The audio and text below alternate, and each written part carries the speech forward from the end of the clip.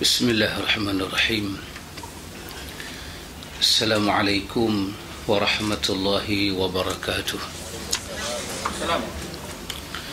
Innal hamdalillah nahmaduhu wa nasta'inuhu wa nastahdihi wa nastaghfiruh wa natubu ilaih. Wa na'udzu billahi min shururi anfusina wa min sayyiati a'malina. Man yahdihillahu fala mudilla lahu wa man yudlil fala hadiya lahu. Ashhadu an la ilaha illallah wahdahu la sharika lahu wa ashhadu anna Muhammadan abduhu wa rasuluh.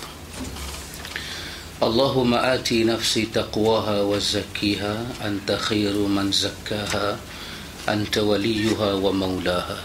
Amma ba'du. Ikhwatul iman, ikhwatu fiddin, a'azakumullah wa uhibbukum fillah. Alhamdulillah, thumma alhamdulillah. Kita sambung majlis ta'lim ini, ikhwatul iman, alhamdulillah. Juga tanda Allah Ta'ala kasih kita, bukan saja dia bagi pada kita makan, minum, sihat, juga dia bagi pada kita agama. Ini nama dia nikmat yang mutlak daripada Allah, yang tak ada tolak banding dengan benda lain. Allah bagi agama. Man yuridillahu bihi khairan yufaqihu fid din. Ini hadis Bukhari. Siapa yang Allah Ta'ala menghendaki kebaikan masuk dalam hidup dia, kebaikan masuk dalam hidup dia, maka Allah beri dia itu faham agama. Maka apa pun ilmu yang kita ada banyak selama ni, kalau tak faham, itu tanda kebaikan disekat. Sejak kebelakangan ini kita mengetahui tidak banyak, tapi kita rasa macam faham. Itu tanda kebaikan mula nak diberikan oleh Allah. Bersyukurlah ikhwan, alhamdulillah. Ikhwan, kita sambung buku baru ini, ditulis oleh Ustaz Yazid Abdul Qadir Jawas. Tajuk dia Manhaj Ahlus Sunnah wal Jamaah dalam Tazkiyatun Nufus. Apa makna manhaj? Manhaj bermakna metod. Manhaj bermakna suatu kaedah. Ikhwan, dalam sistem pembelajaran ilmu, manhajlah yang akan membedakan hak dan batil dalam ilmu. Mengetahui manhaj bermakna mengetahui asas ilmu tu mai kat mana. Kita nak belajar fiqh, kita nak belajar tasawuf, kita nak belajar tafsir, manhaj dulu. Apa kaedah kita nak pakai dalam tafsir? Itu maksud manhaj. Apa kaedah yang kita nak pakai sehingga kita nak mengambil ilmu tasawuf? Kaedah apa yang kita pakai? Itu nama dia manhaj. Manhaj adalah penting. Kata Ustaz Yazid di sini, dalam hal tazkiyatun nufus, dia mengambil manhaj Ahlus Sunnah wal Jamaah. Semua kita menyebut Ahlus Sunnah wal Jamaah. Tapi ikhwan, apapun ta'rif orang bagi kepada Ahlus Sunnah, itu hak orang. Nabi SAW sendiri memberikan kepada kita ta'rif Ahlus Sunnah, ma ana alaihi wa ashabi. Nabi sendiri bagi ta'rif Ahlus Sunnah. Kalau orang tanya dengan kita, Ahlus Sunnah ini bila timbulnya, kita kata timbulnya daripada lidah Nabi, bukan timbul daripada mana-mana imam. Nabi yang memberi ta'rif Ahlus Sunnah. Macam sebahagian orang kata Ahlus Sunnah diambil pada zaman Imam Abu Hasan Al-Asy'ari. Kita kata tidak. Ahlus Sunnah diambil daripada Nabi. Nabi yang menyebut Ahlus Sunnah. Ma ana alaihi wa ashabi, itu isinya. Dalam riwayat lain Nabi kata hiya al-jamaah. Mereka itu al-jamaah. Nabi yang sebut sendiri. Membicarakan tentang iftiraqul ummah, perpecahan umat.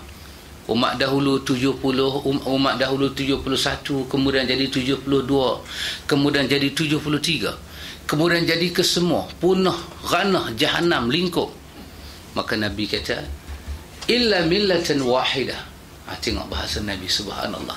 Semuanya akan terjun ke neraka. Kulluhum finnar. Nabi sebut semua masuk neraka. Nabi kata, siapa berani kata masuk syurga? Ini lidah Rasulullah. Nabi kata illa millatan wahidah, kecuali satu. Siapa dia itu? Nabi kata hiyal jamaah, mereka jamaah. Kemudian banyaklah orang memberi tafsiran kepada jamaah. Kita katakan Rasulullah ini ketika dia memberi satu perkataan, dia tak tinggal kita dalam keadaan terkapai-kapai. Semua masuk ke neraka melainkan satu, mereka satu jamaah. Siapa jamaah itu? Nabi kata ma ana alaihi wa ashabi, yang ikut aku dan sahabat aku. Titik. Itu Ahlus Sunnah. Maka manusia ni boleh hidup zaman awal, boleh hidup zaman kemudian. Ini takdir Allah dalam kehidupan. Tetapi manhaj dia, manhaj Nabi dan manhaj sahabat, dia Ahlus Sunnah. Maka Ustaz Yazid dia kata manhaj di dalam tazkiyatun nufus adalah manhaj Ahlus Sunnah wal Jamaah.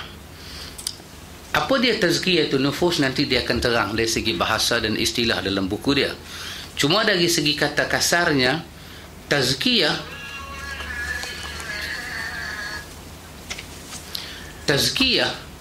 bermakna mengosongkan sesuatu. Mengosongkan. Ima zat, ima perbuatan, ima perkataan. Kita nak sucikan dia, nak bersihkan dia. Artinya kalimah tazkiyah itu datang setelah ada perkataan diucap, ada perbuatan dibuat, telah ada pengisian dalam jiwa. Tapi perkataan itu, perbuatan itu, fikiran itu, pengisian itu kotor, cemar. Maka yang cemar itu perlu ditazkiyahkan, disucikan dia. Dalam ilmu dia kata tasfiyah. Tasfiyah ni segala, macam kita kata dalam cawan ini ada air, kita nak buang dulu air tu, kita nak buang dulu, itu nama dia tasfiyah. Tazkiyah, setelah kita buang, kita nak isi apa? Kita buang yang kotor, kita nak isi yang suci. Baru datang tarbiyah. Tarbiyah ni apa dia? Dah kita bersihkan dia, kita lagu duk monitor dia. Jangan tersasar, jangan balik kepada asal dia. Karena itu ikhwatul iman a'azakumullah, nanti kita akan melihat para alim ulama kita ikhwatul iman, apa yang kita nak sucikan ikhwan. Tazkiyatun nufus. Nufus kata berjamak daripada nafas. Dia kata jamak nufus, tazkiyatun nufus. Nak memakai metod kaedah Ahlus Sunnah wal Jamaah dalam tazkiyatun nufus. Nak membersihkan nufus, jiwa. Jiwa nak dibersihkan. Masya Allah ikhwan. Dalam jiwa manusia ni, ataupun bahasa yang kita dah pakai, hati perut kita ni. Hati perut kita ni ikhwan, dia tempat simpan apa? Sampai kita nak bersih. Inilah tempat simpan iman, tempat simpan tauhid, tempat simpan akidah. Maka dalam perbincangan yang panjang, apabila kita kata tazkiyatun nufus, yang pertama kita nak bersihkan diri kita kepada kesucian, kemurnian tauhid. Kalau manusia buat ibadat bukan kerana Allah, dia buat ibadat kerana Allah, kemudian juga mengharapkan lain daripada Allah, artinya dalam hati dia ada dua benda yang berlawanan. Itu nak dibersihkan. Sebab masuk lain saja daripada Allah dalam hati dia, itu satu racun. Racun yang akan merosakkan hati dia. Di mana akan rosak? Dunia dia akan rosak, akhirat dia akan rosak. Ini diulang oleh Imam Ghazali dalam Ihya, di dalam bab tazkiyah.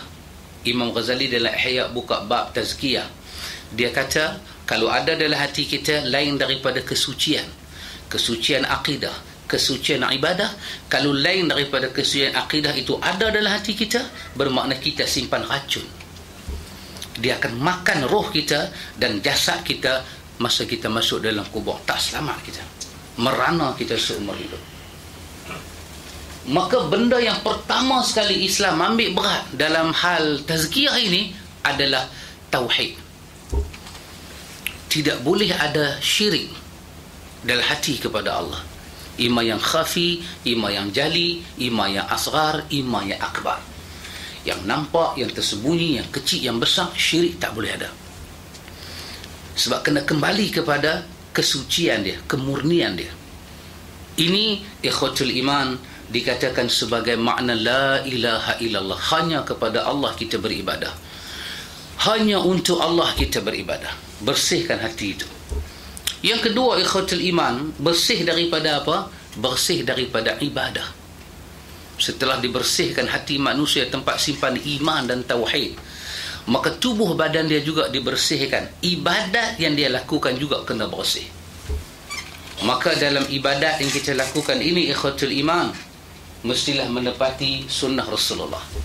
Ini satu tazkiyah, pembersihan jiwa. Ya ikhwan, soal semayang, soal zikir, soal ni semua ni ibadat-ibadat ni, badan yang buat. Tapi dia punya kekuatan tu di jiwa. Kenapa orang ini beribadat dengan satu ibadat sampai tak mau tinggal dah? Kita kata, Allah sekali-sekala tak main lehom, tak apa.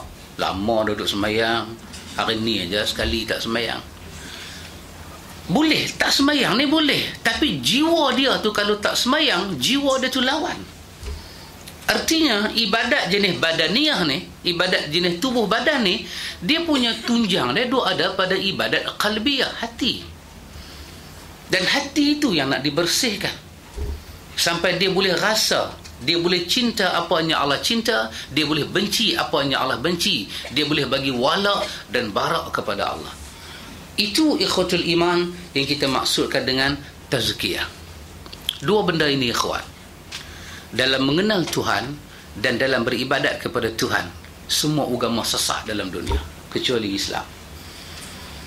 Di dalam nak memberi sifat-sifat Tuhan, dalam mencari Tuhan yang sebenar, lain daripada Islam telah tersasar. Mereka telah memberi sifat sendiri kepada Tuhan. Dan dalam nak mempersembahkan ibadah kepada Tuhan, mereka tersasar. Maka dua benda ni kita kena jaga elok-elok. Sifatkan Tuhan dengan sifat yang benar, itu daripada la ilaha illallah. Beribadah kepada Tuhan dengan ibadah yang benar, itu Muhammadun Rasulullah. Maka dua benda ini ikhwan, kalau kita tidak jaga, kita akan rosak. Tazkiyah ni ikhwan, kita maksudkan dengan tazkiyah, inilah yang kita sebut. Nanti kita akan tengok apa yang tuan kitab kita cuba nak sampaikan kepada kita. Anda cuba tengok muka surat Muqaddimah. Kitabnya mana tak? Habis dah buku Abadi. Lagi sekali Abadi kita. Baik, saya pun kena photostat. Baik, muka surat 1 ikhwatul iman. Sebelum tu kita tengok dulu apa isi daripada buku kita ini. Anda tengok daftar isi dia. Yang pertama, dia nak menceritakan kepada kita makna dan kepentingan tazkiyatun nufus. Yang kedua, dia nak cerita pada kita kaedah-kaedah dalam tazkiyatun nufus. Dalam tajuk ni ada 8, dalam tajuk besar ni ada 8 tajuk yang dia akan bincangkan. Kemudian kaedah hati dan macam-macam hati. Di sini ada 4 tajuk dia buka. Kemudian tanda-tanda hati yang sihat dan hati yang sakit. Di sini dia bincang hampir 10 tajuk. Kemudian tanda-tanda hati yang sakit. Di sini dia bincang juga 10 tajuk. Kemudian sebab-sebab hati menjadi sakit, dia bincang sampai 5 tajuk. Kemudian dia bincang tentang ubat penyakit hati. Di sini dia buka 11 tajuk. Lepas tu satu penutup. InsyaAllah akhir tahun ni boleh habis. Kalau ustaz tak buat perangai, habis. Kalau ustaz buat perangai, tak habis. Muka surat pertama ikhwan, kata dia Bismillahirrahmanirrahim. Dia memulakan buku ini dengan khutbatul hajah. Khutbatul hajah ni semua antum tahu, ada dalam hadis Imam Muslim, ada dalam hadis Imam Ahmad, berkenaan dengan seorang bomo masuk Islam zaman Nabi kerana mendengar khutbatul hajah. Bomo ni kira volunteer nak mengubat Nabi. Dia kata gila, dia kata yang tu, dia kata saka. Nabi dia kata ada saka. Bayang. Tak kelakar bunyi dia kan. Orang Penang kata nak tergelak dengan Abang Mek. Ini bomo mai duduk depan Nabi, jampi. Nabi duduk tengok dia. Nabi tanya habis dah. Dia kata habis. Nabi kata nak dengar tak apa aku nak kata. Nabi baca ni. Innal hamdalillah. Sesungguhnya segala puji bagi Allah. Nahmaduhu. Kami semua memujinya. Wa nasta'inuhu. Kami semua memohon pertolongannya. Wa nastaghfiruh. Kami semua beristighfar kepadanya. Wa na'udzu billahi min syururi anfusina. Kami semua berlindung dengan Allah daripada keburukan diri kami. Wa min sayyiati a'malina, dan daripada kejahatan amal perbuatan kami. Man yahdihillahu fala mudhillalah.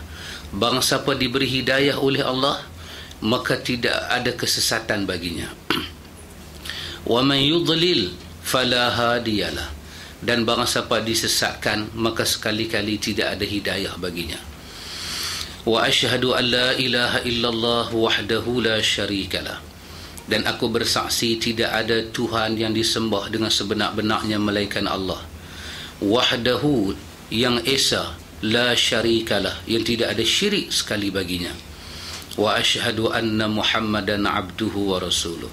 Dan aku menyaksikan sesungguhnya Muhammad hambanya dan utusannya. Nabi baca ni je ikhwan. Nabi tak buat ayat apa bagi dia minum, baca ni ya. Apa dia kata kat Nabi? Ini beza ikhwan. Satu orang baca, mulut dia baca, hati dia ada. Kan beza. Satu orang baca, kepala pergi lain, hati pergi lain, lirik pergi lain. Kita dah tengok penyanyi ni, dia nyanyi satu lagu, oi, kita duk menyanyi lagu tu dalam pancung, tak jadi. Tak jadi. Pasal kelain, kita tak hayati. Ini yang baca ini kekasih Allah. Apa kata bomo ini dalam hadis Imam Muslim? Dia kata, Muhammad boleh ulang lagi sekali tak? Nabi ulang. Apa dia memberi kesaksian kepada Nabi? Dia kata, Muhammad, demi Allah, kalimah itu naik sampai ke langit dan turun sampai dasar bumi yang paling dalam, dan dia berlega di keliling kau, mempertahankan kau daripada semua tuduhan dan tumahan. Sesungguhnya kau adalah Rasulullah. Masuk Islam semua. Jadi kita ikhwan kalau sedih ke, baca yang ni. Asal kapelah baca ni. Pasal takut, baca ni. Duduk seorang-seorang daripada pu kanan, pu kiri, berkat baginda Ali. Baca yang ni. Kata Imam Malik, kata Imam Ahmad dalam Musnad Imam Ahmad, duka-duka dibaca akan terubat. Mudah-mudahan masalah yang kita baca akan dihilangkan oleh Allah. Ini nama dia khutbatul hajah. Dan bila Nabi nak memulakan kuliah, Nabi nak berkhutbah, Nabi akan baca khutbatul hajah. Manakala kita pula nak memula majlis, kita memulakan majlis kita mengambil berkat Al-Fatihah. Salah ke? Tak salah. Mana boleh salah baca Fatihah? Nyanyi pun tak salah. Takkan baca Fatihah tak salah? Tak salah baca Fatihah. Habis apa masalah dia? Tak ada masalah. Cumanya di mana sunnah? Itu je. Benda yang Nabi tinggal itu ada kan? Kenapa nak pergi buat benda lain? Dalam Fatihah, dalam salat baca Fatihah. Berapa kali kita rokok, berapa kali kita qiyam baca Fatihah. Kita ruqyah orang baca Fatihah. Mulakan majlis, ambil berkat dengan khutbatul hajah. Ini sunnah Rasulullah. Baik. Kemudian kalau khutbah tu khutbah Jumaat, Nabi suka gabung 3 ayat. Itu ayat, ya ayyuhalladzina amanu taqullaha haqqa tuqatih wa la tamutunna illa wa antum muslimun. Nabi suka baca ayat ni dalam khutbah. Khutbah raya, khutbah gerhana, khutbah istisqa, khutbah Jumaat. Nabi akan sambung ayat ni. Ayat ni mengingatkan kita kepada hari pertemuan kita dengan Allah. Wahai orang-orang yang beriman, bertakwalah kepada Allah dengan takwa yang sebenar. Dan jangan kamu mati melainkan dalam keadaan kamu muslim. Ayat ni pesan supaya takwa elok. Artinya ada orang bertakwa pada Allah, tak daripada hati perut. Trend. Dan ini musim perubahan, berubah bila. Trend. Haqqa tuqatih. Hak benar tu keluar umai. Apa beza ikhwan? Hak kita buat itu sungguh dengan tak sungguh, perik dia kita rasa. Beza satu orang kerja dengan satu orang bekerja keras. Ada beza. Ini makan gaji pan sekat, pan ing, gedebang-gedebung dapat gaji jolok meh, bedek. Duit pergi ke mana dia tak. Tapi orang ni kalau kerja keras, dia tahu nilai duit masuk, duit keluar. Ui, dia lain macam. Cara dia belanja tu lain macam. Ini anak kita ni minta basikal, bagi basikal. Mai pula basikal jenis macam motor, kayuh-kayuh lepas jalan sendiri.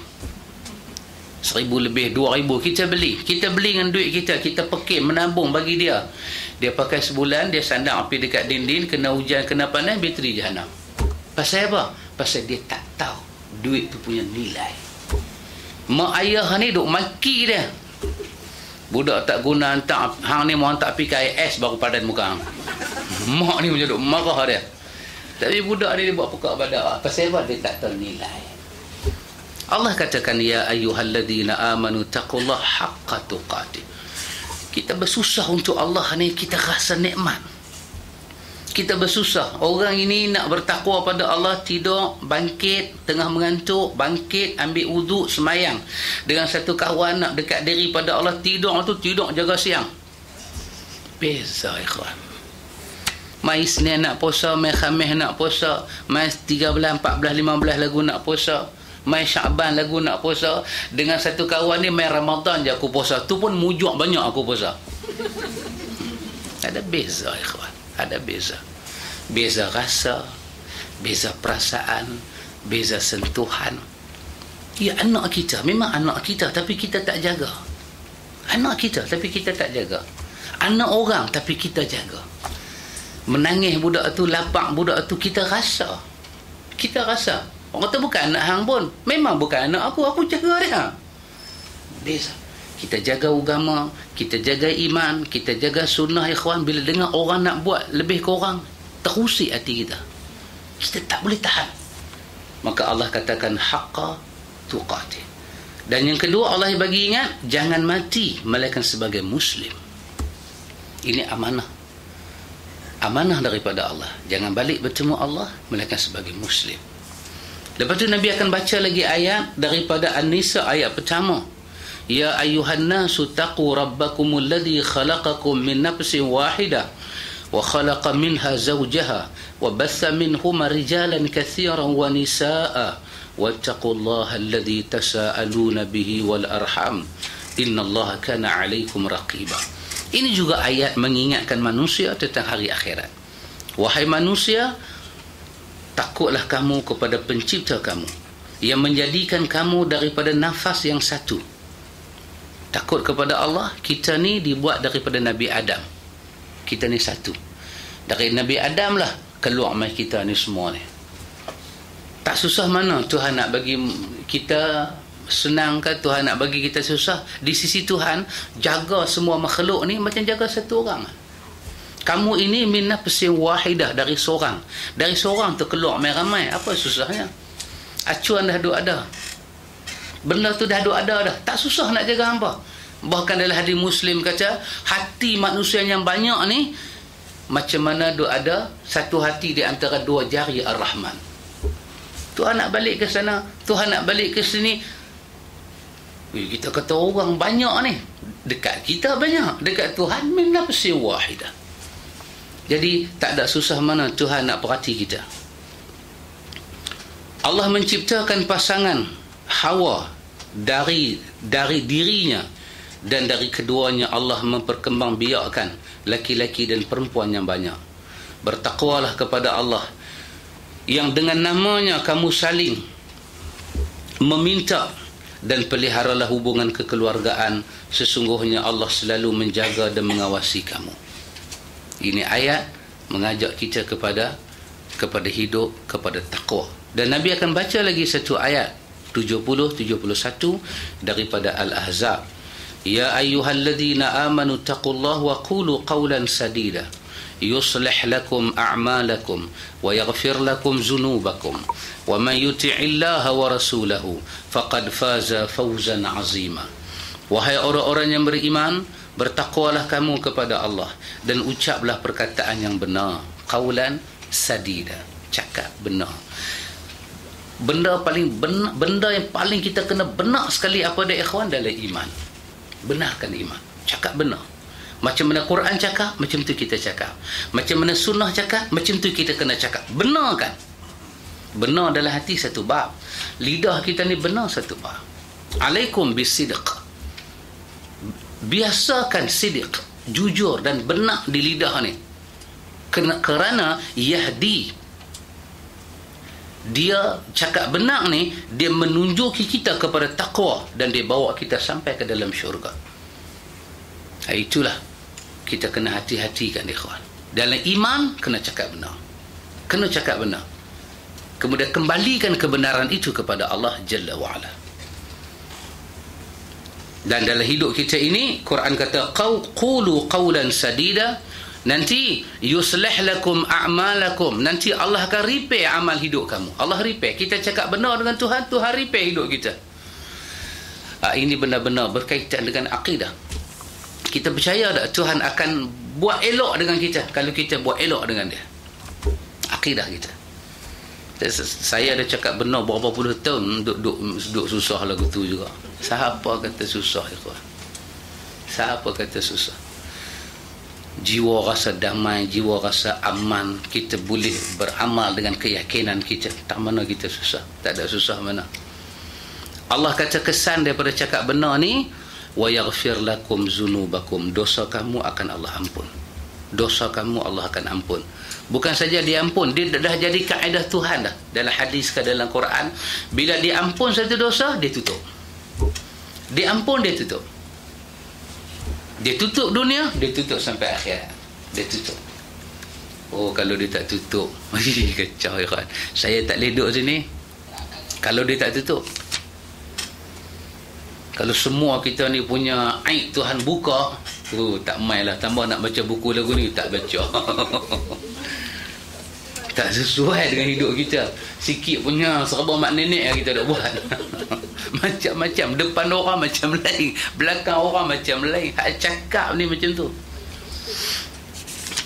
Allah kata, ini yang paling dahsyat, ini yang paling mahal ya ikhwan. Wa man yuti'illaha wa rasulahu faqad faza fawzan azima.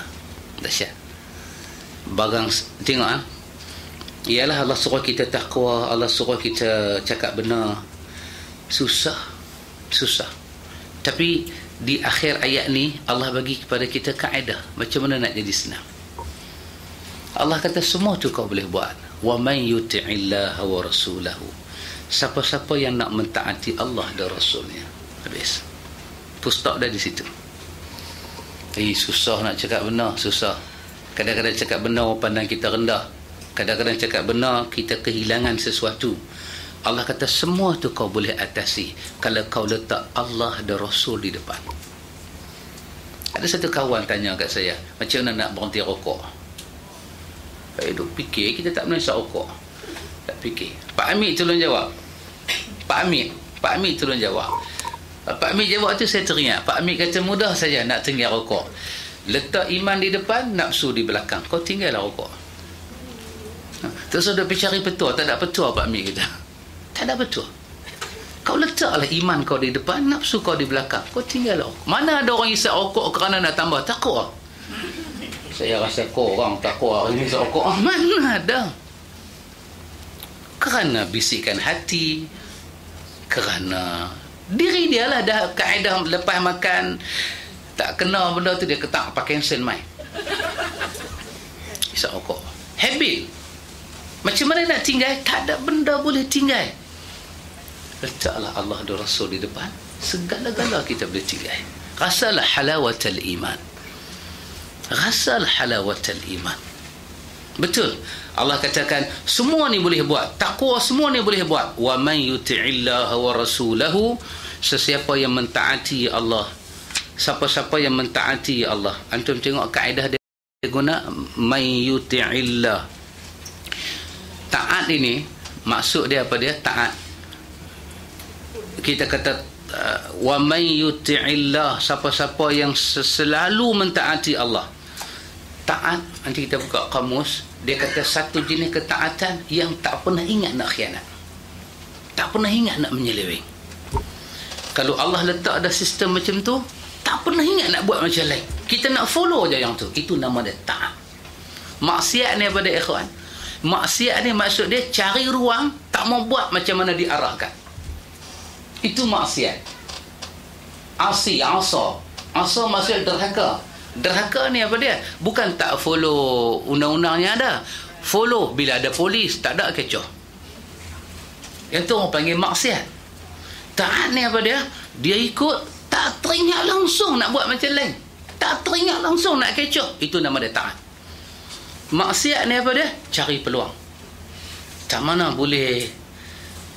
Maka Allah kata barang siapa yang selalu taat kepada Allah dan Rasul, faqad faza fawzan azima. Sesungguhnya dia telah memiliki satu kemenangan, keberuntungan, yang keberuntungan itu gilang gemilang, yang tak akan rugi. 3 ayat ini bila Nabi baca khutbah, daripada khutbatul hajjah tu Nabi akan centum dengan 3 ayat ini. Kemudian Nabi akan sebut amma ba'du. Amma ba'du ni sunnah.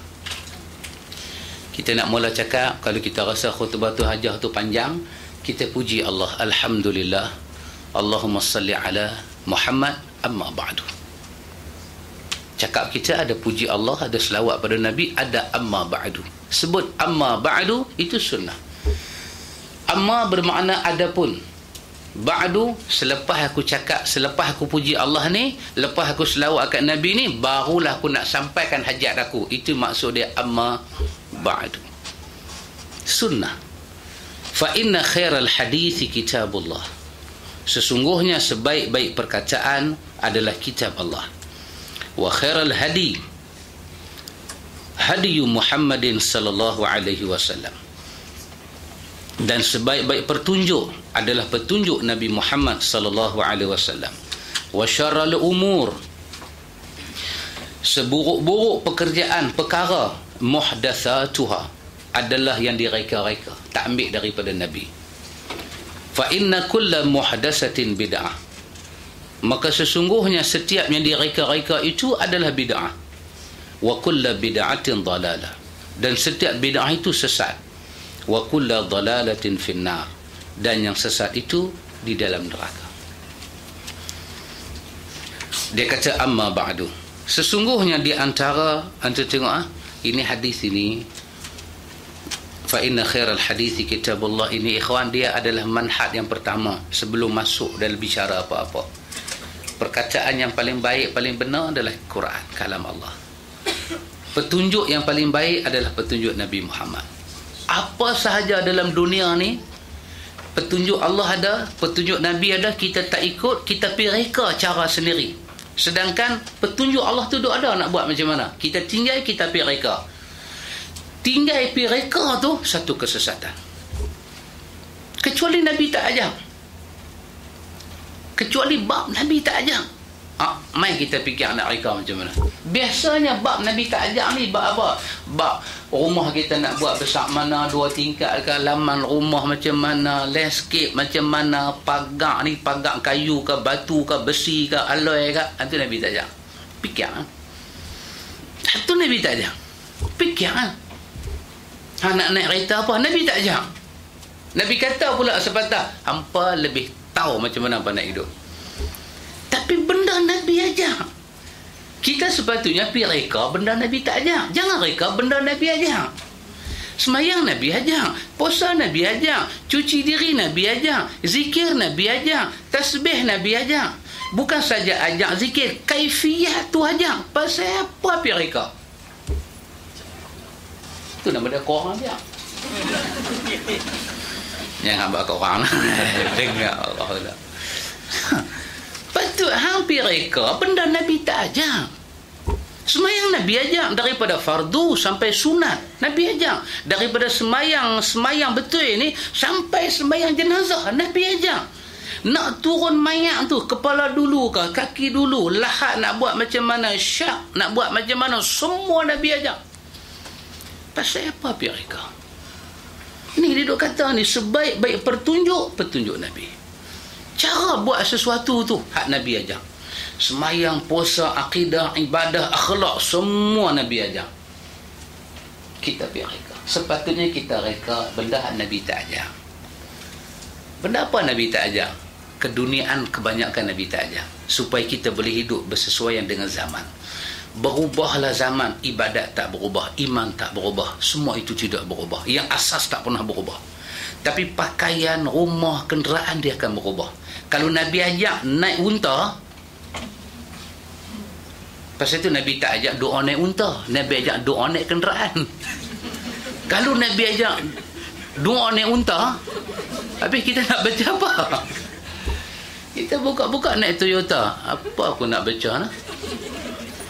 Pasal itu Nabi ajak doa naik kenderaan, betul. Pasal itu Nabi ajak doa masuk rumah. Rumah boleh berubah daripada bait, daripada rumah biasa jadi kusur, jadi istana mahligai. Masuk bila bismillahi walajna, dengan nama Allah. Bismillahi, dengan nama Allah. Walajna, kami nak masuk dalam rumah kami. Bukan Nabi ajak doa masuk rumah Nabi. Kalau Nabi ajak doa masuk rumah Nabi, kita nak baca apa masuk doa rumah kita? Itu ikhwatul iman Nabi tinggal pada kita. Baik, sesungguhnya di antara tugas Rasulullah sallallahu alaihi wasallam, di antara tugas Rasulullah sallallahu alaihi wasallam,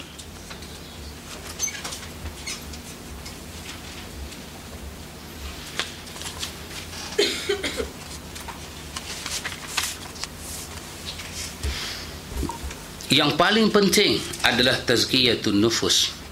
Kita tengok nah, dia starting macam tu. Kita nak bersih jiwa, kena ingat, membersihkan jiwa ni adalah kerja Rasulullah, bukan kerja kita.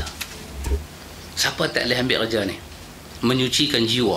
Allah Ta'ala berfirman, laqad manna Allahu 'alal mu'minin iz ba'atha fihim rasulan minhum iz ba'atha fihim rasulan min anfusihim yatlu 'alaihim ayatihi wa yuzakkihim wa yu'allimuhumul kitaba wal hikmah wa in kanu min qablu lafi dhalalin mubin. Sesungguhnya Allah telah memberi kurnia kepada orang beriman ketika Allah mengutus seorang Rasul Muhammad di tengah-tengah mereka dari kalangan mereka sendiri, yang membacakan kepada mereka ayat-ayatnya, menyucikan jiwa mereka, dan mengajar kepada mereka Alkitab, yakni Al-Quran, dan Al-Hikmah, yakni As-Sunnah. Meskipun sebelumnya mereka benar-benar dalam kesesatan yang nyata. Tengok kerja Rasul. Allah cerita dalam ayat ni, seorang Rasul kena buat kerja apa? Ayat yang sama juga dalam surah yang lain. Huwallazi ba'atha fil ummiyina rasulan minhum yatlu 'alaihim ayatihi wa yuzakkihim wa yu'allimuhumul kitaba wal hikmah wa in kanu min qablu lafi dhalalin mubin. Dialah yang mengutuskan kepada kaum yang buta huruf seorang rasul di antara mereka, yang membacakan ayat-ayatnya kepada mereka, menyucikan mereka, dan mengajar mereka kitab dan hikmah, yakni sunnah. Dan sesungguhnya mereka sebelumnya benar-benar dalam kesesatan yang nyata. Tengok dua ayat ini, dua ayat daripada dua surah ini adalah tugas Rasul. Yang pertama tugas Rasul apa dia ikhwan? Yatlu 'alaihim ayatihi. Kena baca. Kaum dia nak dengar tak dengar bab kedua. Dia faham tak faham bab kedua, baca dulu, iqra. Baca dulu. Yang kedua, wa yuzakkihim. Membersihkan jiwa mereka. Kerja siapa? Kerja Rasul. Itu ikhwan kita duk belajar. Kalau ada orang dia kata jom kita pergi satu tempat, dia nak ajak kita bersih jiwa, dia buat kaedah sendiri. Tak boleh ikhwan. Jiwa tak akan bersih. Kotor jiwa tu. Kotor jiwa tu. Kita pergi hospital, baby kan, kita nak tengok comel budak ni, nak dukung sekali. Doktor tu kata, basuh tangan hang dulu. Basuh apa anak aku? Basuh dulu. Apa bakteria, reptilia semua duduk di tangan ni, dia kata. Jaga baik-baik. Satu shampoo disuruh kita pam kan. Kita pun pam, baru dia bagi kita pegang baby. Bukan boleh duduk serbu macam tu. Budak tu kena jangkitan. kita bukan rasul, kita tak dapat wahyu, kita tak tahu apa-apa pasal wahyu, tiba-tiba nak berbicara soal yang akal tak boleh masuk campur. Apa dia? Jiwa manusia. Seperti mana tangan kita kotor ni, pergi pegang budak, habis bakteria semua. Jiwa ni kotor. Patut pelan lama duk mengaji ilmu jiwa ni, pelan tawaduk, tengok pelan sombong. Patut pelan rendah diri, pelan. Macam saya cerita kan, Imam Ibn Kathir cerita dalam Bidayah wa Nihayah, ada orang nama Al-Hallaj, tokoh sufi yang besar ni, mengaku Tuhan dia, sedangkan mengajar ilmu nak buang riak, nak buang sum'ah, nak ambil tawaduk punya tawaduk, jadi Tuhan. Apa nak kata? Itu petanda dia, ikhwan. Itu petanda dia. Sebahagian orang dia baca cerita ni, dia percaya tak percaya, bab lain. Saya katakan Ibn Kathir yang cerita dalam Bidayah wa Nihayah apa kesudahan Al-Hallaj.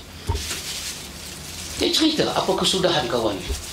Jadi Tuhan, dia kata apa dia? Aku sembunyi daripada Tuhan 30 tahun. Tuhan cari aku tak jumpa. Tuhan cari tak jumpa. Polis cari pun jumpa seminggu. Tuhan cari tak jumpa. Come on baby. Tumpah gelih. Apa tu? Lepas daripada 30 tahun aku keluar, aku tengok Tuhan, aku nampak aku. Aku tengok aku nampak dia. Apa ini? Tetapi menyandarkan diri kepada pembersihan jiwa. Kenapa jadi lagu ni, ikhwan? Pasal reka. Dia takkan sampai. Pasal nak cuci ni, yang boleh cuci jiwa manusia hanya utusan Allah. Kenapa? Dia nak pakai kalimah-kalimah dari Allah. Rasulullah bukan duduk fikir ni penyakit riak ni nak makan ubat apa. Tak. Antum tengok ketika Nabi duduk di kota Mekah, dia lari naik ke Gua Hira. Tahannus dalam hadis Bukhari. Tengok ke bawah, tipu menipu, macam-macam, tapi dia tak tahu nak repair macam mana. Sampai wahyu turun, baru dia turun dan dia repair umat. Wahyu. Ini tangan tak pernah dapat wahyu, ini hati tak pernah tahu apa dia wahyu, tiba-tiba bangun nak jadi tokoh membersihkan jiwa. Boleh bersih, tapi jiwa tu paling jauh dengan Allah. Ini tugas seorang rasul, ikhwan. Sesungguhnya kata dia, Rasulullah sallallahu alaihi wasallam bersabda, man sarratuhu hasanatuhu wa sa'atuhu sayi'atuhu fahuwa mu'min. Hadis Imam Ahmad daripada Abu Umamah. Barang siapanya kebaikannya membuat dia senang dan kesalahannya membuat dia susah, dia menyesal, maka dia seorang mukmin. Nabi bersih jiwa orang sampai peringkat ni. Siapa yang kebaikan dia buat dia rasa damai, dia buat baik dia rasa damai, dia tolong orang dia rasa damai. Bukan duk renyih gelak sorang-sorang. Itu penyakit. Dia buat, dia feeling something. Dia feeling this, rasa lega, rasa aman. Wahai duit keluar. Duit keluar, infak, duit keluar, tolong orang. Tapi satu macam punya seronok dia main hari itu. Dan siapa-siapa terbuat satu salah lah, dia rasa apa? Apa orang putih panggil? Apa conscious? Guilty. Oh, makcik cepat nah. Guilty conscious. Dia rasa dalam ni tak seronok. Nabi kata siapa ada perangai ni, dia mukmin. Siapa yang bercakap benda ni, ikhwan? Rasulullah. Rasulullah ni dia hidup ketika wali satu pun tak ada dalam dunia. Wali ni mai kemudian. Masa wali tak ada, yang ada Rasulullah, Nabi telah bagi alamat bersih hati. Kemudian baru datang dunia wali. Makan 2 tahun sudah kenyang sampai lah. Wali. Tak apalah, nak jadi wali awak jadilah. Awak nak terbang. Main GST hang jatuh juga. Wali mana pun nanti kena juga. Jangan main. Tetapi Rasulullah dah bagi alamat mukmin. Kenapa nak tinggal alamat ni? Nak pergi ambil alamat-alamat lain. Kata dia, sesungguhnya tazkiyatun nufus, menyucikan jiwa, membersihkannya dari segala kekotoran dan meningkatkannya menuju kemuliaan akhlak, merupakan salah satu tujuan penting diutusnya Nabi Muhammad sallallahu alaihi wasallam. Nabi Muhammad di antara benda besar diutuskan dia, Nabi sebut dalam hadis Imam Ahmad, bu'istu liutammima makarimal akhlak. Makarimal akhlak, nak mengangkat peribadi yang mulia. Makarim kemuliaan, akhlak. Apa dia akhlak ni? Kita punya gerak kerja ni, gerak geri, akhlak. Cara kita bercakap, ini semua kita panggil akhlak. Nabi kata, bu'istu, Allah bangkitkan aku, Allah utuskan aku, liutammima, nak bagi sempurna makarimul akhlak. Allah kata dalam Quran kat Nabi, wa innaka la'ala khuluqil azim. Sebelum kau nak repair orang Muhammad, sesungguhnya kau ni telah sempurna. Duduk seorang-seorang ikhwan, ambil ayat ni, ayat pada surah Qalam ini, kita duduk, kita semak, kita boleh teriak tengah malam. Rasulullah ni, Allah kata khulq al-azim. Baca dengan dhammah khu, dia tak baca khal, dia baca khu. Khu tu merujuk kepada apa? Body language dia, gerak-geri dia, perbuatan dia, semuanya Allah kata azim, terlalu agung. Jadi wali mana nak pergi duduk sebelah dia? Syekh mana nak pergi tak sebelah dia? Manusia yang paling istimewa lepas Rasulullah adalah Abu Bakar. Pun demikian, tak layak letak sebelah Nabi. Abu Bakar, yang Nabi sebut dalam hadis Bukhari, satu manusia bila aku tengok usaha dia, aku tengok kerja buat dia, aku tengok muka dia, sangat menenangkan aku, dan aku sayang dekat dia. Nabi kata Abu Bakar As-Siddiq. Pun Abdullah bin Abbas kata, arahum sayahlikuna, aku tengok hampa ni nak binasa. Aku kata dekat hampa, qala Nabi sallallahu alaihi wasallam, aku kata Nabi kata macam ni. Wa yaquluna, hampa balas balik ke aku, qala Abu Bakar wa Umar. Hampa kata Abu Bakar kata macam lain, Umar kata macam lain. Aku kata Nabi sebut, hampa tanya kat aku Abu Bakar dengan Umar. Kata Abdullah bin Abbas, arahum sayahlikuna, aku duk nampak hampa akan binasa tak lama lagi, kerana Umar dengan Abu Bakar bukan saingan Nabi. Wahai semua tu ahli syurga. Pasal apa ya kawan? Inilah yang kata Rasulullah ni, wa innaka la'ala khuluqil azim. Habis macam mana ni duk pergi ikut hak bukan-bukan. Bahkan dalam duk ikut tu kata pula sepatah, memang Nabi tak buat, kata macam tu pula, lepas tu buat.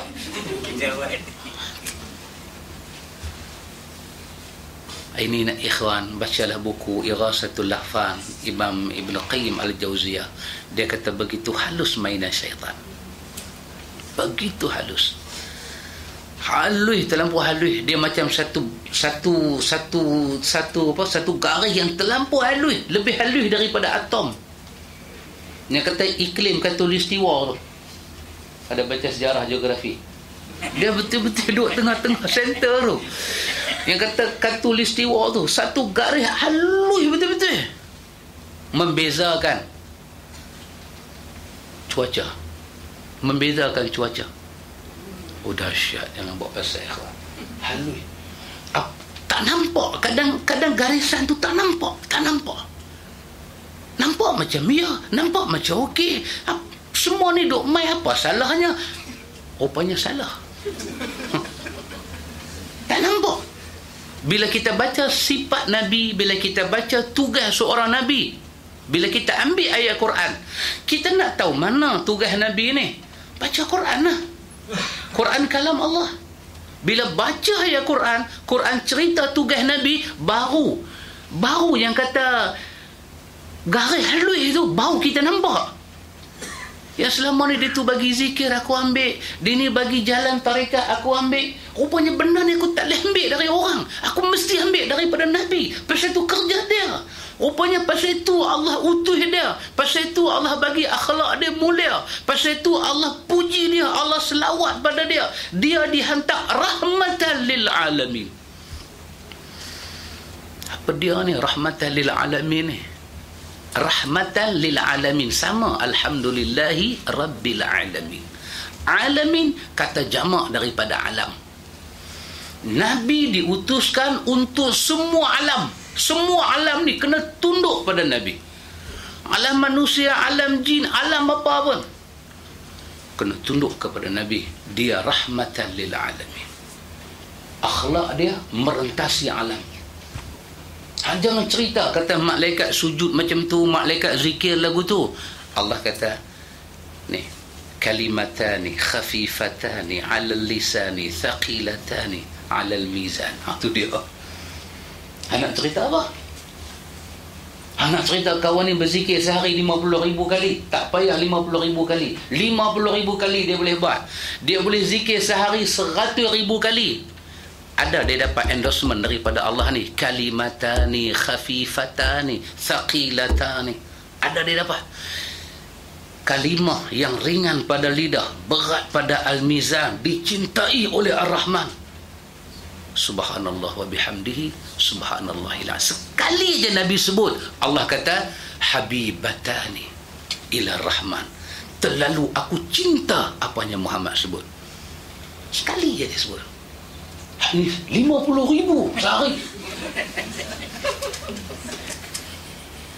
Selagi tak belajar pasal Nabi, kawan, garis halus tu dia tak naik, tak nampak.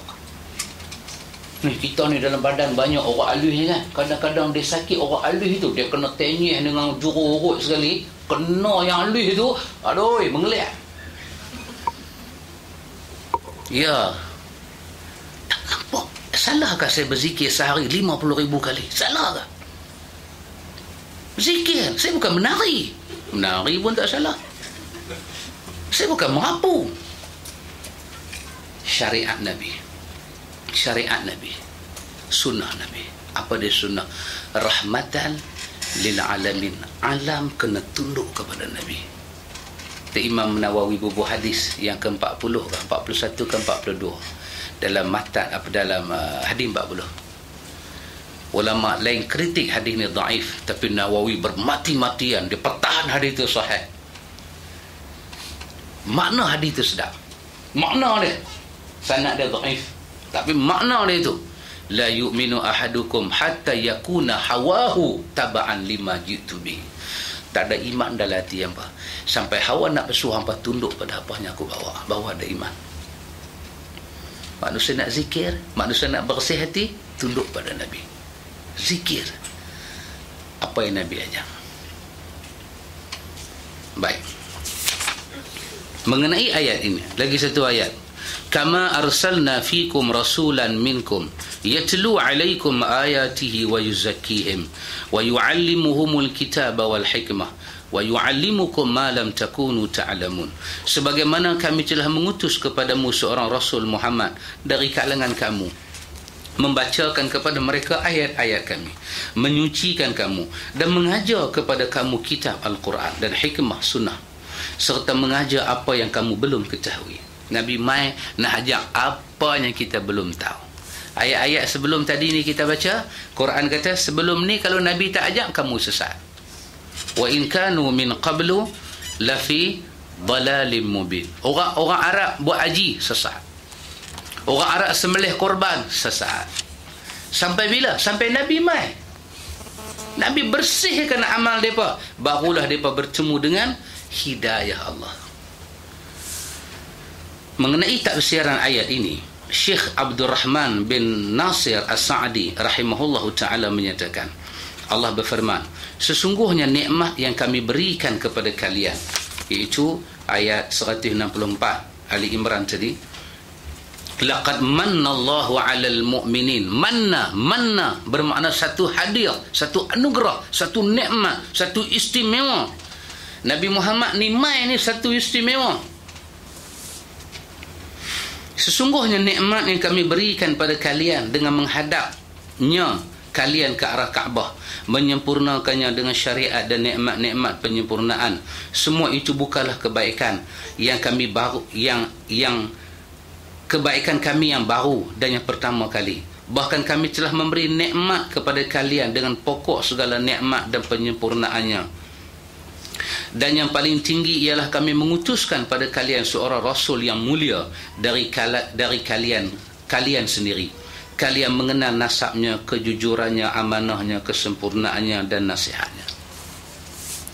Ikhwan, saya katakan, kerana Nabi ni orang mulia, apa kita cakap, apa kita buat, kita kena menampakkan Nabi yang mulia, bukan kita. Betul Pak Mek? Are you agree with me? Ya, dekat-dekat okey satu ni kena agree lah. Kan? Kalau tak agree dia pergi 1.5.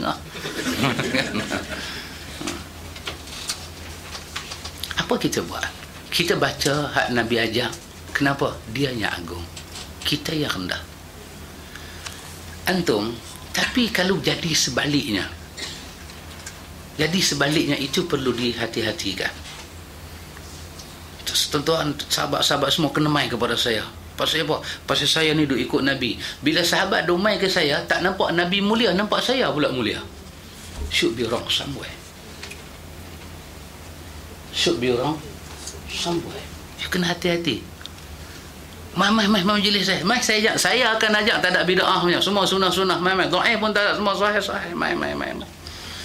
Tapi bila sahabat duk mai dengar saya cakap, yang mulia saya bukan sunnah. Yang mulia saya. Ni saya nak baca Sahih Bukhari ni. Nak tolong buka pintu Ustaz boleh tak? Pasal apa? Imam Bukhari nak masuk.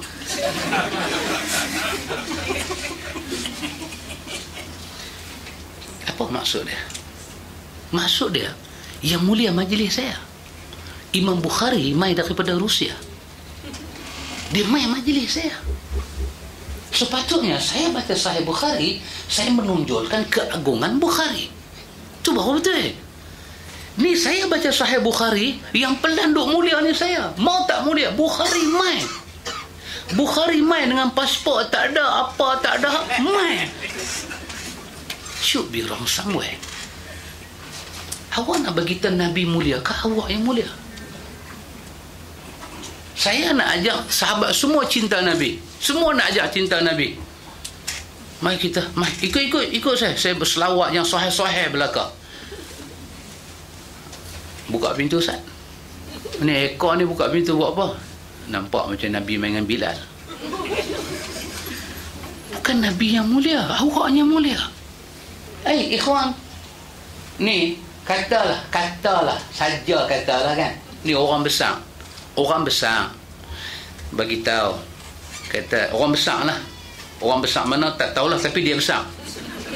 Dia ni orang besar, ada jawatan, pangkat besar dalam negara. Dia bagi surat kat sahabat, suruh panggil saya pergi pejabat. Kata bagi sekat mamak tu, suruh dia pergi pejabat sah. Cakap derah ingat. Saya terima surat orang besar ni, saya baca-baca. Okey, tak apa, saya kata, siapa nak jumpa siapa? Dia nak jumpa saya kan? Dia mai oi, siapa besar lah? Dia besar ke hang besar? Ikhwan, Rasulullah besar. Dia siapa? Dia kekasih Allah. Lah ni kekasih Allah mengadap majlis saya.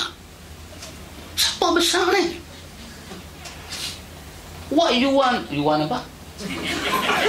Lupa lah. Sebelum maghrib tu long one. Apa nak bagi tahu? Dia nak bagi tahu majlis dia besar. Sampai Nabi mai. Mana ada satu majlis Nabi?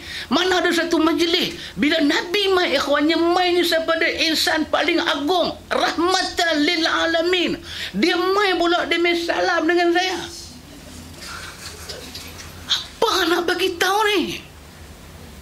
Hang nak bagi tahu hang besar kan Nabi besar. Kalau Nabi besar, hang habaq Nabi besar. Hang ada duit, hang pergi package, hang buat umrah, hang pergi ziarah dia. Dia besar. Dia besar, hang selawat kat dia.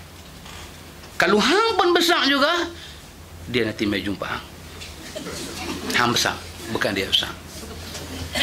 Ikhwan, kadang-kadang saya katakan tadi, garisan yang terlampau halus. Orang tak tahu apa ni, aduh, penat lagi tak, ikhwan? Penat. Tak boleh, ikhwan, tak boleh jadi. Besarnya Abu Bakar, tak pernah Nabi mai jumpa dia. Nabi pergi jumpa dia masa Nabi hidup, nak ajak hijrah, pergi dengan dia. Bila Nabi wafat, ini cerita Nabi dah wafat, ikhwan.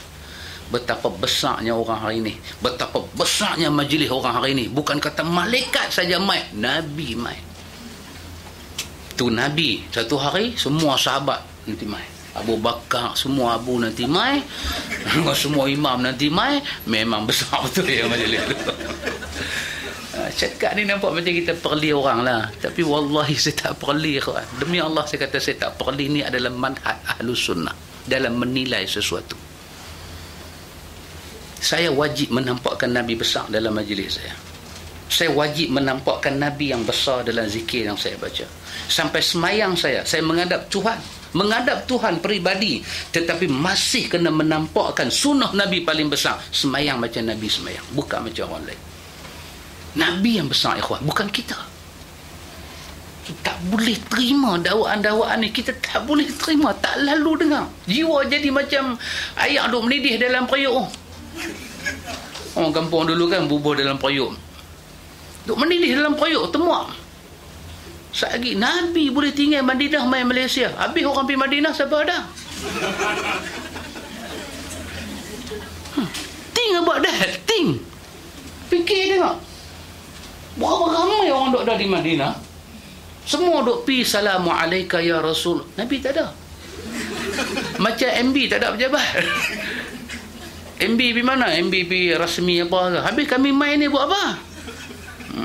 Itulah kita buat temu janji dulu.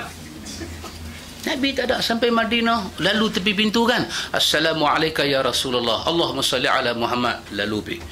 Sikit ke orang duk lalu pergi? Satu dunia rupanya duk Assalamualaikum ya Rasulullah, kubur kosong. Nabi ada ke mana? Nabi main Malaysia, Nabi pergi Indonesia, Nabi pergi negeri-negeri jiran.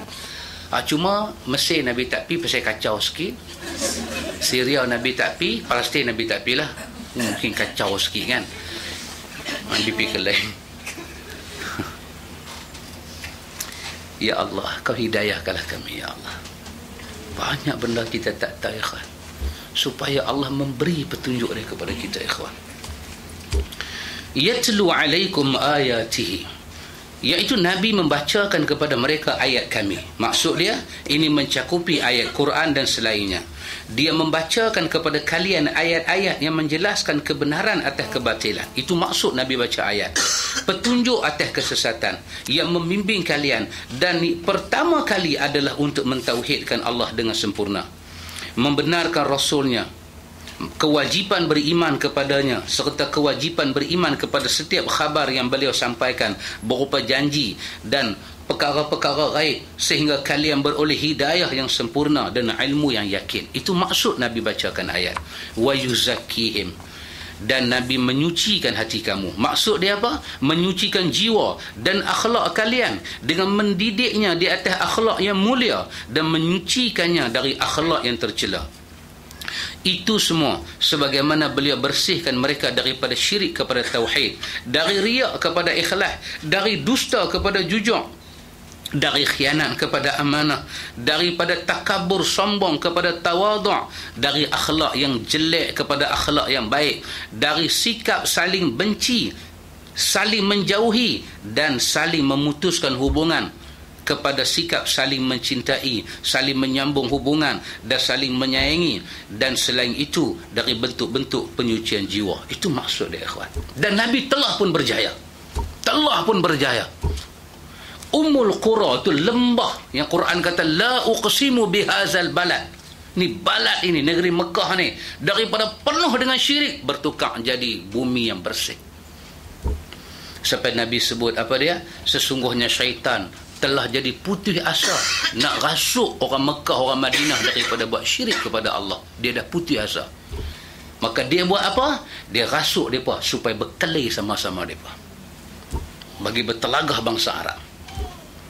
Tengok, Nabi telah berjaya, ya kawan. Ada pun yang duk main ni semua ni baru duduk apa? Baru duk jual produk. Tak tahulah ada hasil tak ada hasil. Baru duk jual. Baru duk kempen. Nabi dah berhasil. Abu Bakar, Nabi cuci jiwa dia dah jadi ahli syurga. Dan turun ayat Quran radhiyallahu anhum. Allah redha dia. Jadi macam mana, ya kawan? Kita ada akal yang waras. Mereka telah berjaya dengan teknik itu. Bukan teknik Nabi, wahyu ilahi. Membersihkan jiwa Abu Bakar, membersihkan jiwa Umar, membersihkan jiwa isteri-isteri Nabi, sahabat dan sahabiah yang hidup pada masa itu, semuanya ahli syurga. Macam mana kita nak pergi ambil keadaan-keadaan yang lain? Inilah yang menyebabkan Imam Malik bin Anas menyatakan, la yasluhu hadhil ummah, tidak akan elok umat ini melainkan apa yang telah mengelokkan umat dahulu, barulah umat ni akan elok. Jangan buat apa-apa kaedah, ikhwan. Wa yu'allimukumul kitab, dan mengajar kepada kamu kitab, yakni Quran, baik lafaznya maupun maknanya, wal hikmah, dan hikmah. Ada yang berpendapat sunnah, ada juga berpendapat hikmah adalah rahsia pengetahuan serta pemahaman terhadap rahsia-rahsia syariat, serta menampakkan suatu perkara pada tempatnya. Dengan pengertian ini, maka mengajar as-sunnah masuk dalam pengertian mengajar Al-Quran, kerana sunnah menjelaskan, menafsirkan dan menerangkan Al-Quran. Ikhwan, kita belajar sunnah Nabi, kita nak pergi ke satu tempat, bersih jiwa. Manusia ini nak bersihkan jiwa dia. Bersih jiwa daripada apa? Daripada dosa. Daripada dosa. Kadang-kadang, ikhwan, kita macam terbabah.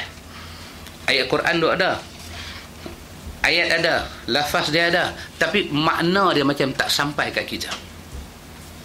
Kita nak jadi orang yang bersih menghadap Tuhan. Ini cita-cita besar kita. Quran kata apa dia? Biqalbin salim, illa man atallaha biqalbin salim. Jiwa ni kena salim, qalban salim. Jiwa ni kena bersih. Apa Quran kata? Nak bersih, nak aku ampun dosa, kamu nak syurga. Satu ayat yang pendek tetapi begitu menyentuh hati manusia. Quran kata, fattabi'uni yuhibbukumullah wa yaghfir lakum dzunubakum. Aduh, cuba antum semayang, antum apa ayat ni? Qul in kuntum tuhibbunallah fattabi'uni yuhibbukumullah wa yaghfir lakum dzunubakum wallahu ghafurur rahim. Satu ayat aja, 31 Ali Imran.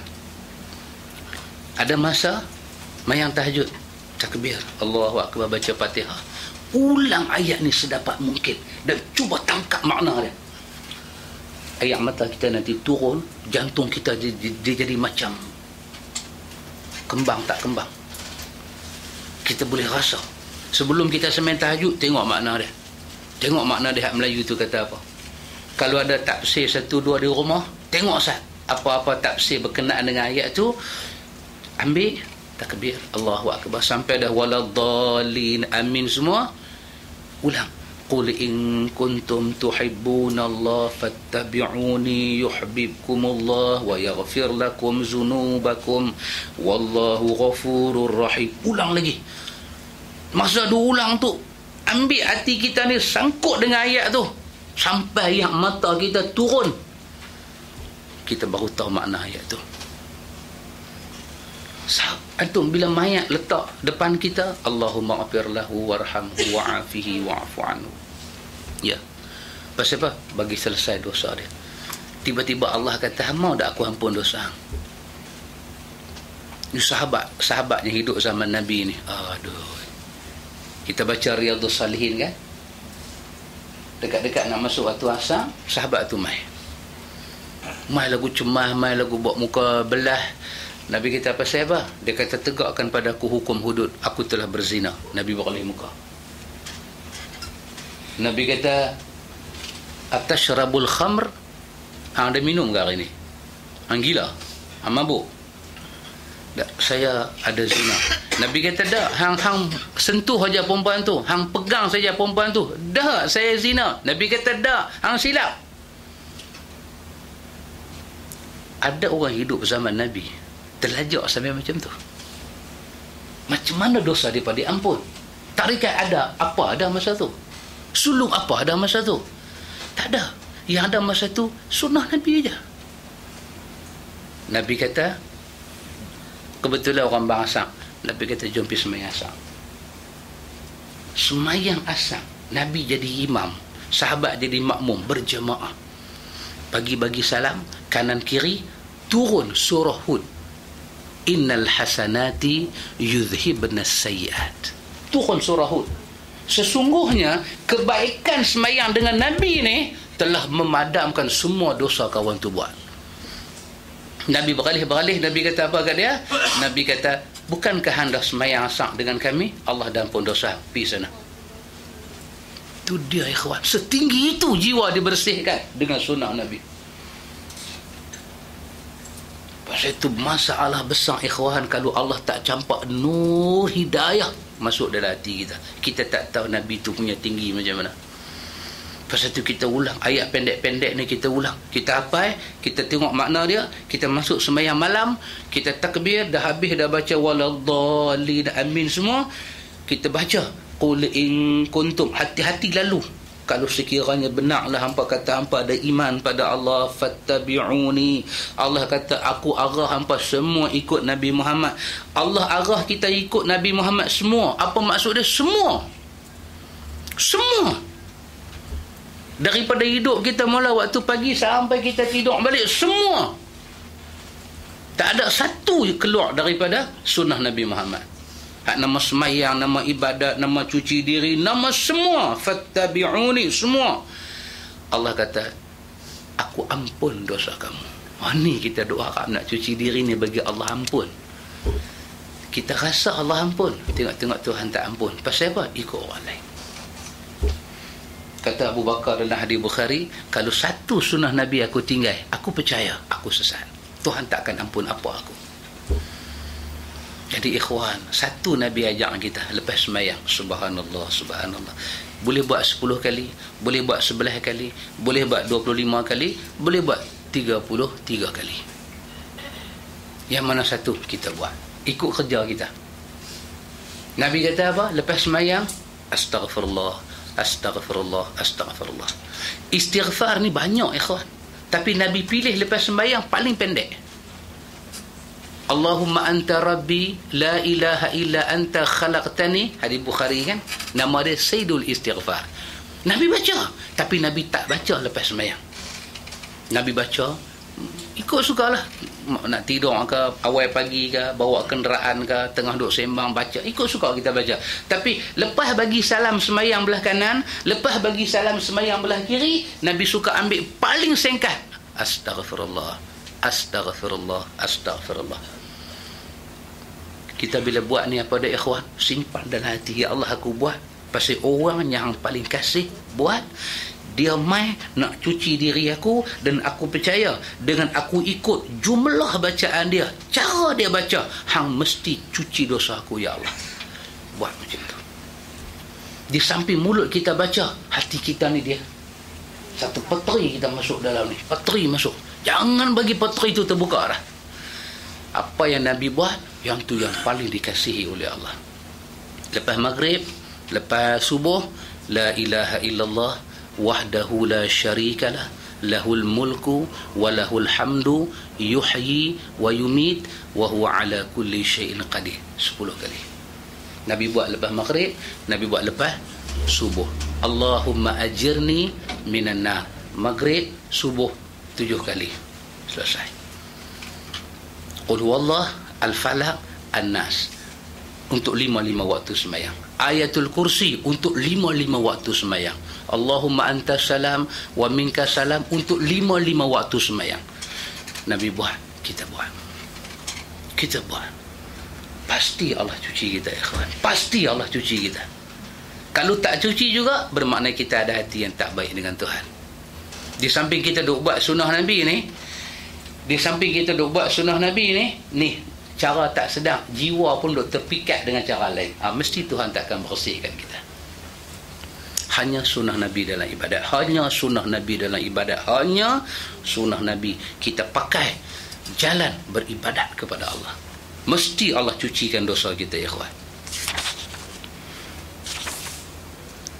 Yang akhirnya, wa yu'allimukum ma lam takunu ta'lamun, serta mengajar apa yang belum kamu ketahui. Sebab sebelum diutusnya beliau, mereka dahulu berada dalam sesat yang cukup nyata, tanpa ilmu dan tanpa amal. Allah tak terima apa-apa. Orang masyarakat Arab tak ikut Nabi, nanti balik bertemu Allah, ji'tumuna furada, seorang-seorang. Wa taraktum ma khawalnakum wara'a zuhurikum, tinggal semua. Jadi kita ada Nabi, ada Tuhan di hari akhirat. Selesailah nasib kita. Siapa yang kita nak cari? Ayat 27 surah Al-Furqan. Antum balik, antum semak ayat tu, gigit jari. Tuhan kata gigit jari. Jadi ikut satu orang ni sampai tinggal Nabi Muhammad. 27 Al-Furqan, Tuhan kata gigit jari. Bangkit-bangkit akhirat tu gigit jari.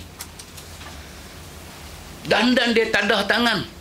Dia kata, wahai Tuhan, mereka telah menyesatkan aku. Mereka bagi aku sesat. Allah kata, hang gigit jari hari ni. Hidayah tak sampai kan? Tak pernah dengar kan? Pasal itu, ikhwan, kita belajar sunnah Nabi ni, kita minta pada Allah. Allah bagi hidayah kat kita. Allah bagi kuat hati kita. Pasal lagi kita belajar sunnah, ikhwan, hak nama setan ni, lagi dia takam kita. Macam Haji Bakhil kan? Labu kata, bapak cikgu mu ni dia taram Pak Haji. Dia taram kita. Dia nak jangan main-main, jangan main-main.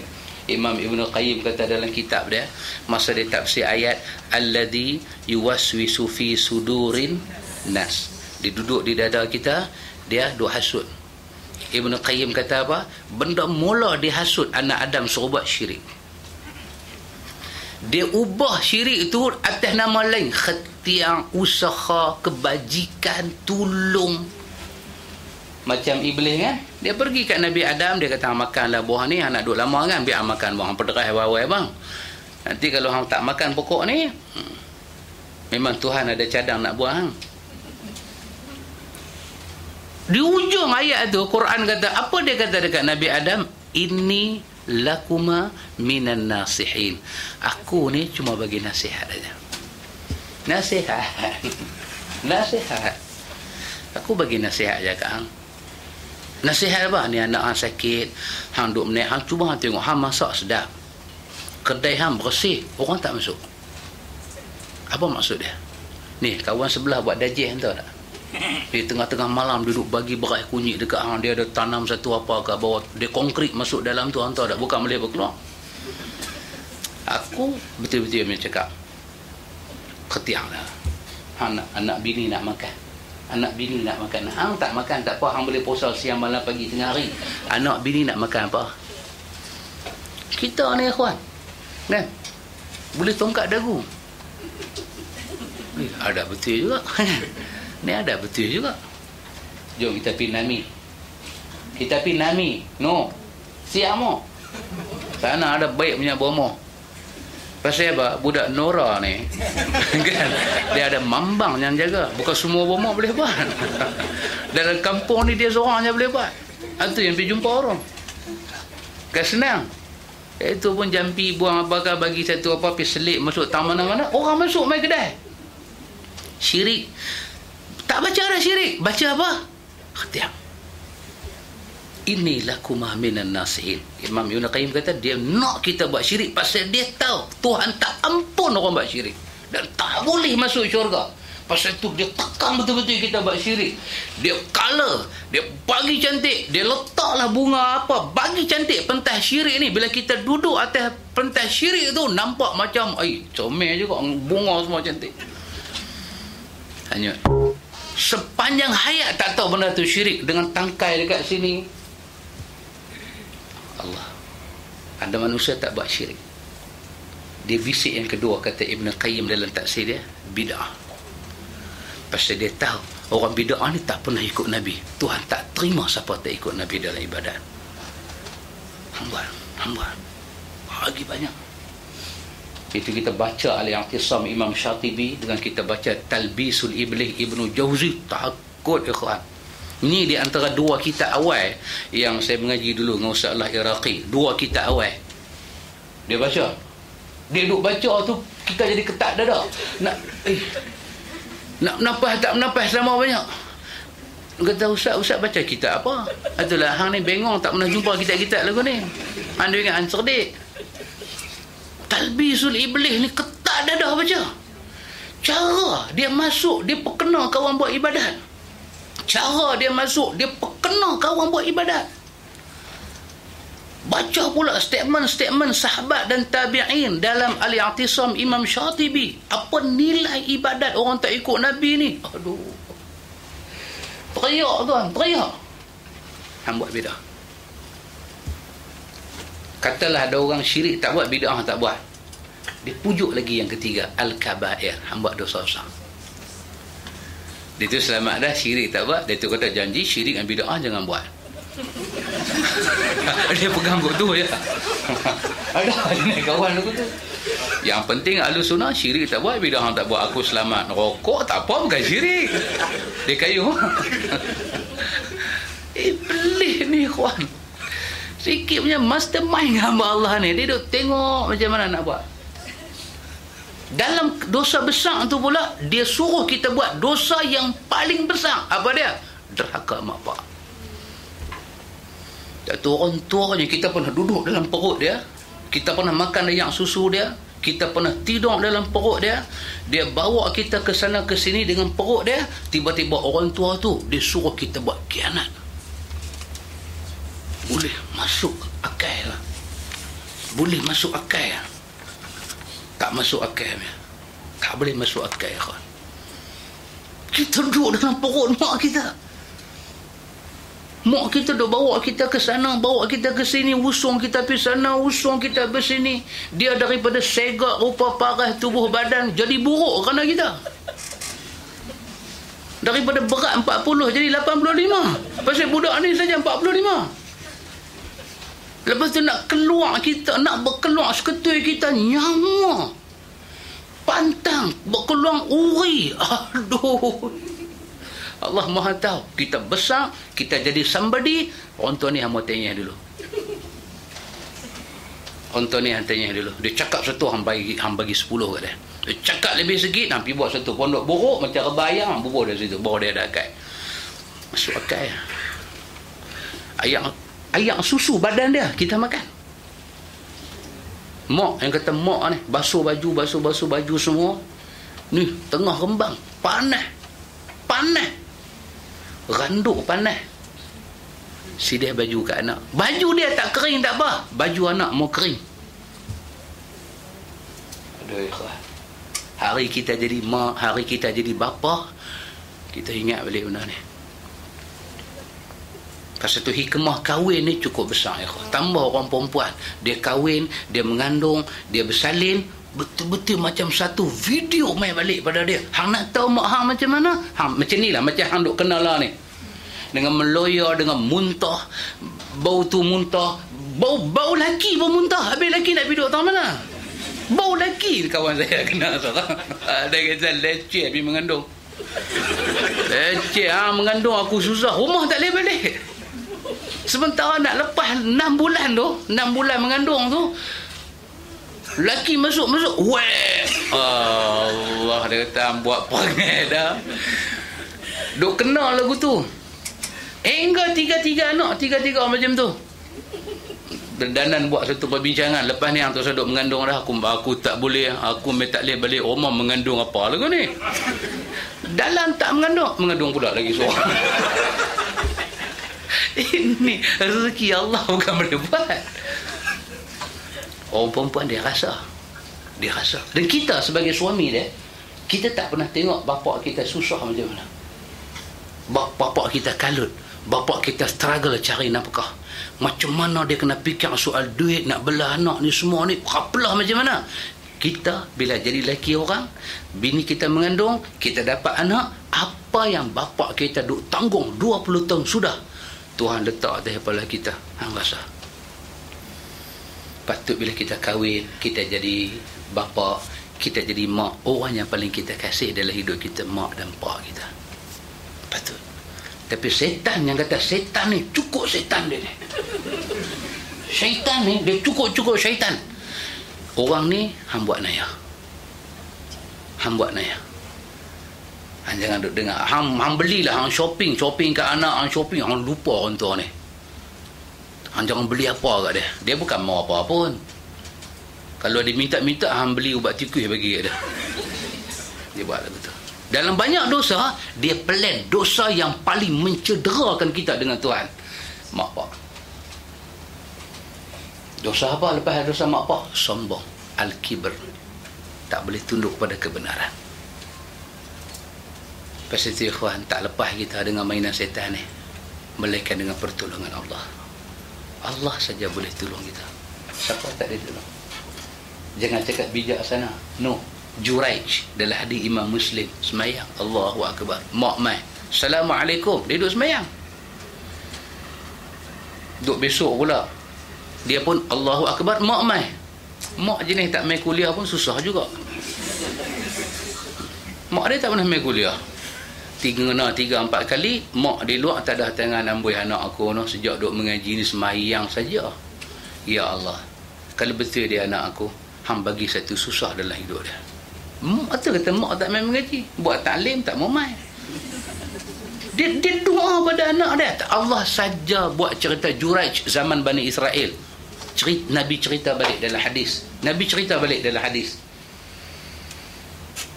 Mai satu perempuan jahat beranak depan tangga rumah dia. Perempuan tu kata, ni anak dia dengan Juraij. Satu Allah tuan-tuan, dengan WhatsApp, dengan zaman tu dia berkembang lah.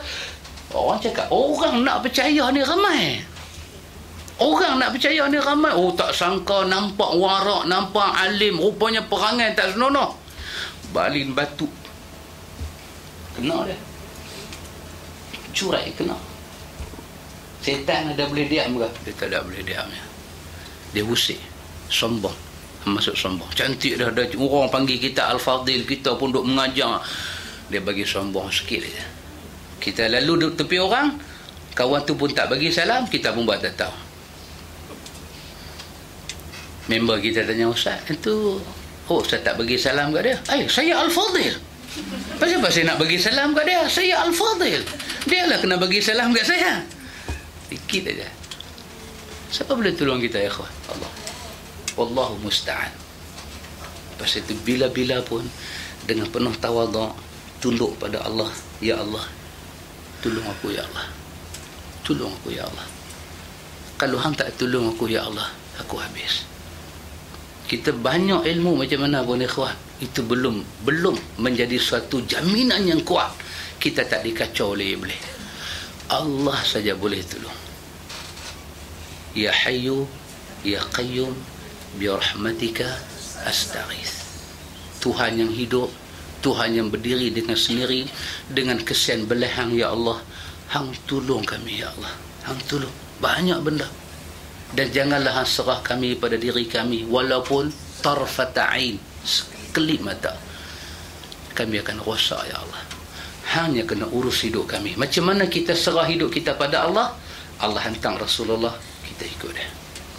Itu makna kita serah hidup kita pada Allah. Nabi buat, kita buat.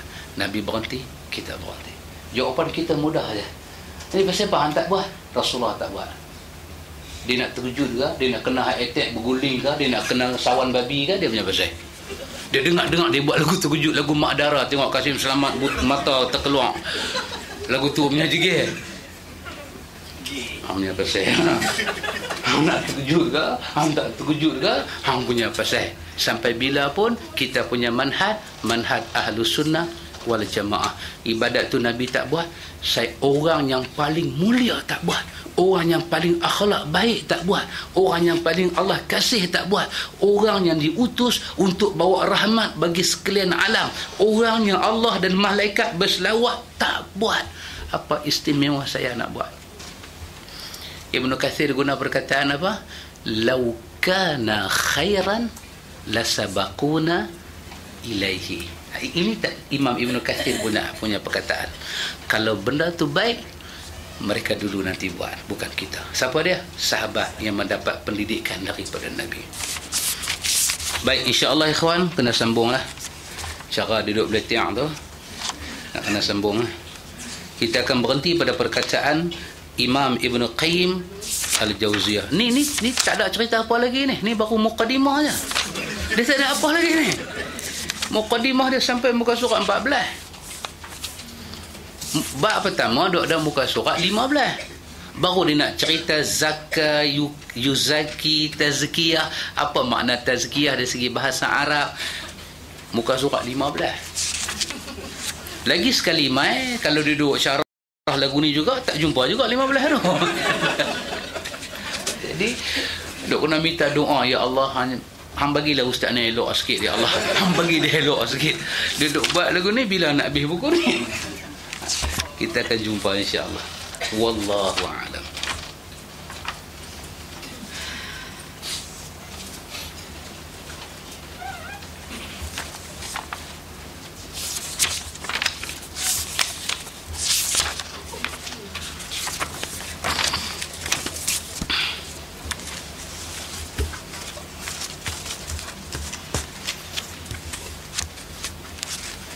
Mudah-mudahan kita diberkati Allah dunia sampai akhirat.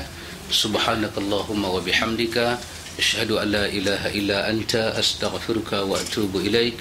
Allahumma rabbana atina min ladunka rahmah wa hayyi lana min amrina rashada. Wassallallahu ala nabiyyina Muhammad walhamdulillahi rabbil alamin.